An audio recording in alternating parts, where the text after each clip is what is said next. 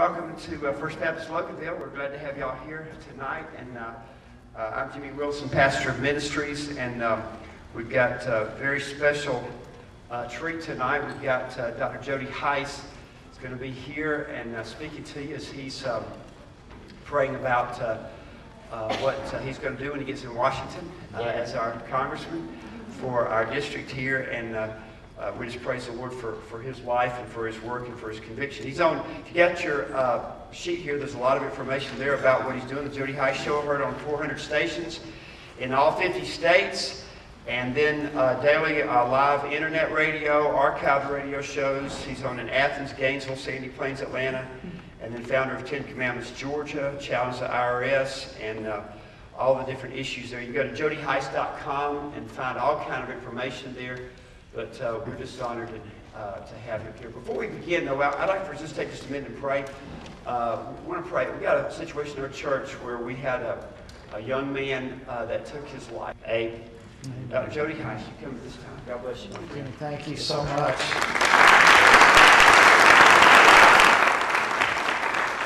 Well, thank you so much. What a joy it is to be here at First Baptist. We love this church and the ministry of this church. And it's just a great honor to be here with you. Thank you for coming out. I know there's 1,000 other things that you could be doing, and there's probably classes that you could be attending right now. And it just means a lot to me that you're here. And let me tell you a little bit about what we're going to do. I'm just going to share with you some thoughts about some of the founding principles upon which our nation was established. And I'll probably spend about 20 or 30 minutes on that, and then we'll just open up and have some Q&A, and we'll just kind of kick back together for a little while and go from there. But since, I think most of us have just had a great time of celebration with July 4th. And so let's just revisit some of the things. We have just celebrated our 234th anniversary as a nation. And, when you think of that, 234 years ago, we literally were given what amounts to a national birth certificate. And that has distinguished us as a nation from every other nation that there has ever been in the history of this world. And let me just pause for a moment before I go in. I just saw my dad here. I didn't see him when I came in. Tom Hice is right here. Wave your hand, Dad.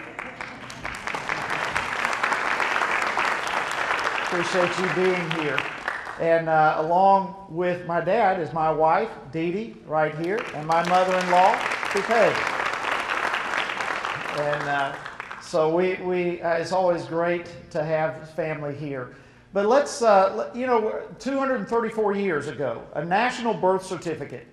And when you think of that, it is that birth certificate, if you will, that declaration has put America aside, distinguished us from every nation that's ever been in the history of the world.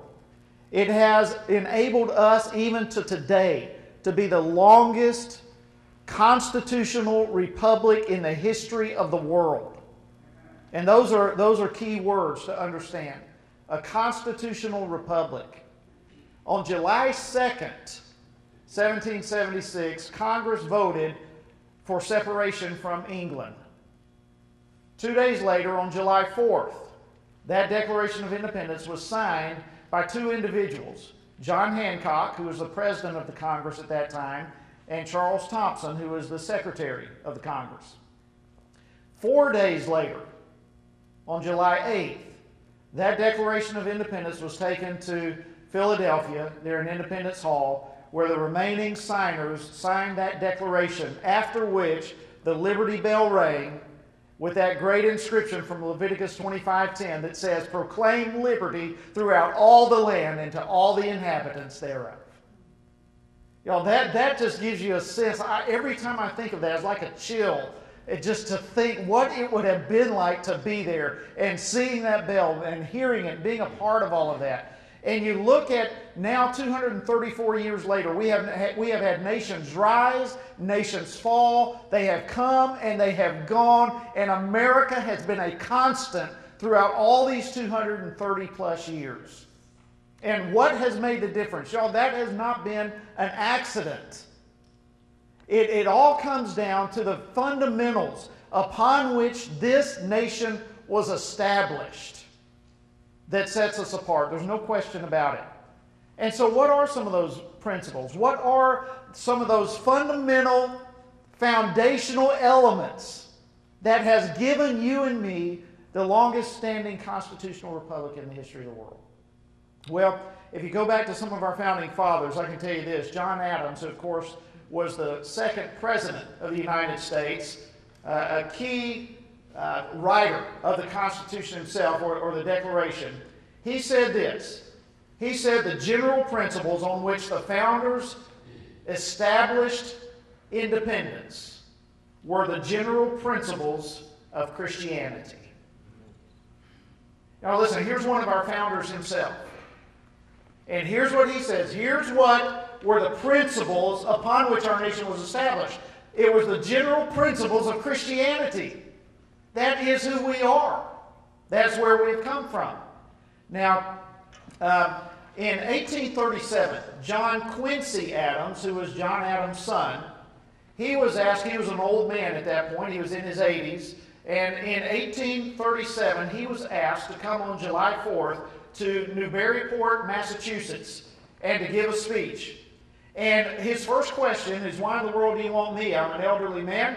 It's a task for me to arrive there. Why do you want me to come speak in Newburyport, Massachusetts? And the reply was, we want this year someone who is as close of an eyewitness of those who were actually there when it all happened as anybody we can get.